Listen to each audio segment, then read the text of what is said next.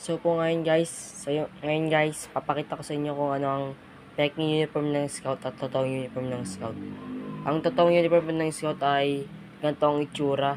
Yung peke naman po, kulay green po yung ganito niya, background niya dito guys. Kulay green yan. Yung po ang peke. Malalaman nyo din po peke ang uniform pag iba ang kulay. Ganito po ang kulay ng totoong uniform ng scouts. At ganito po ang tatak. Ano yun?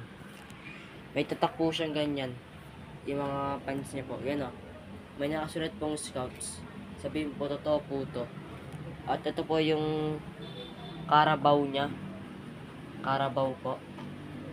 Ng totoong uniform ng scouts. Yan po. Ganito po ang itsura. Ng totoong Carabao ng scouts. Yan po ang totoong itsura. At ito po ang neckerchief ng totoong scouts. Ito po. Ganito po. Yan po ang itsura ng totoong neckerchief ng scouts. At pahintuin ko lang po, huwag niyo po itong ibababa sa sahig kasi po, ito po ang pinakamahalaga. Dito po sa parte ng uniform ng scout, ito po ang pinakamahalaga. Ang neckerchief. Kasi may tatak po itong Pilipinas. Yan po. Bagong bili ko lang po ito kasi po, mag-i-scouts po ako. Hindi pa po namin yung PSD.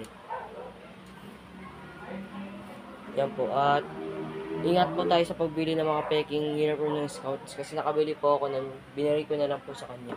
Yan po. At ingat po sa mga pagbili ng mga peking uniform. At kung nalaman nyo yung tamang uniform ng scouts, palike na lang dyan ng video ko para sa susunod na video natin. Salamat!